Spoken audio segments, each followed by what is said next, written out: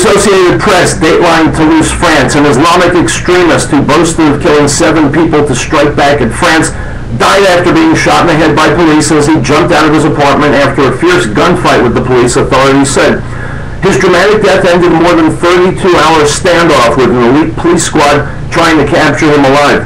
The suspect, 23-year-old Mohammed Mullah, was wanted in the deaths of 3 paratroopers, 3 Jewish school children, and a rabbi, all killed since March 11, in what he reportedly told police was an attempt to, quote, bring France to its knees.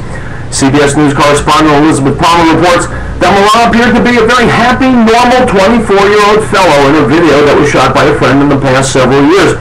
But he had a long string of delinquent crimes, and it appears he was quietly being radicalized by Muslim extremists.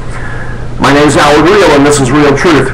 You're listening to the American Freedom Network, streaming live around the world at AmericanNewsNet.com, and on Facebook and YouTube, and in the book Real Truth, Stay Angry. And of course, as always, broadcasting out across the Colorado Front Range on KHNC, Johnstown, Colorado, 1360 AM The Lion.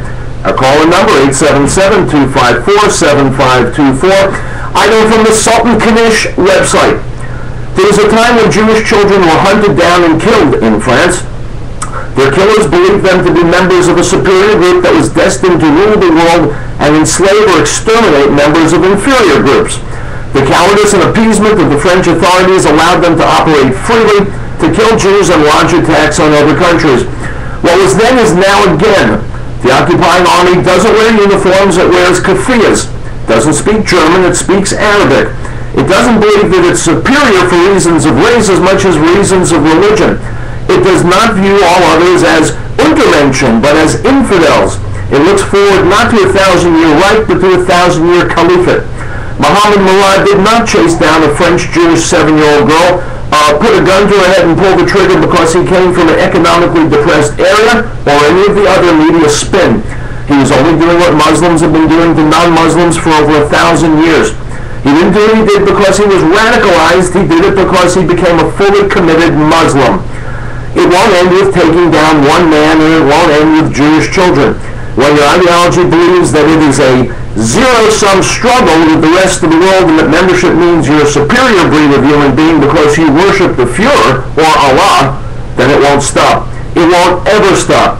Not until the figurehead is toppled, the creed is humiliated, and the supermen are shown to be cowards, neurotics, pedophiles, insecure men dressing up their weaknesses in power fantasies.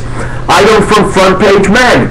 The French police have acted swiftly and laudably in tracking down Mullah.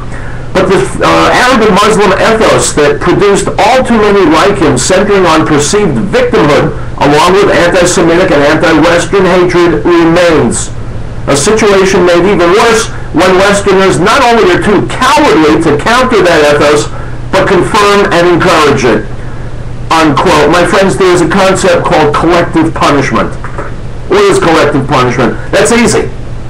If you draw a cartoon of Muhammad, people all over the world will suffer. They'll be beaten, they'll be killed, stores will be set afire, cars will be smashed. There is a bogus Photoshop photo of a Palestinian child in Gaza being injured. People all over the world will suffer. All infidels, all non-Muslims will feel the wrath of Islam. If an American soldier tosses the trash out in the trash, and in the trash are some copies of the Quran, there will be rioting and mayhem all over the planet Earth. That is collective punishment. It's collective insanity as well. Terror reigns around the world. Well, here's my question. Why are we not reigning terror across the Muslim world for this horrific incident done in the name of Islam or of Allah? Why is there no collective punishment here? Now, you'll tell me it's because we are on a plane higher than they are. We're taking the moral high road. We just plain don't do that. Well, that's true. We haven't done it. How's it working?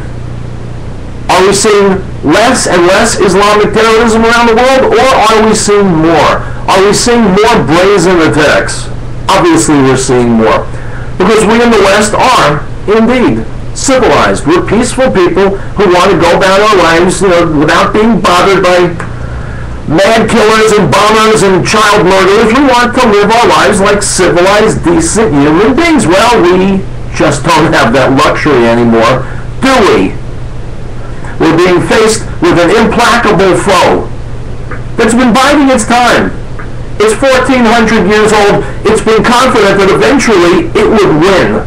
And to win, it's got to destroy the edifice already in place, which is Western society. And the vehicle they use for that is not democracy. It's certainly not intellectualism. It's terror. It's violence. That was the great Rabbi Meir Kahane, may he rest in peace, who said a long, long time ago, the only answer to terror is counter-terror. You've got to speak the language of the terrorist. Okay? That we have not done. The words of the sages in the Talmud, one who is merciful to the cruel will one day ultimately be cruel to the merciful. And we're seeing that played out.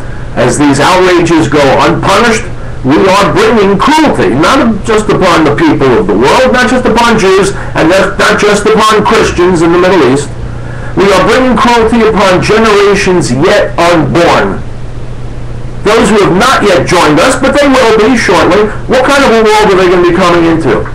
Will they live in a world where routinely stores explode, people get stabbed, people scream jihad and start murdering children, men, women, Is that the world we're bequeathing to the future? Because if that's the case, we are indeed being cruel to the merciful. How about being cruel to the cruel? Does that make any sense? Collective punishment. We say to the Muslim Ummah, the world community of Islam, it's up to you to police your own.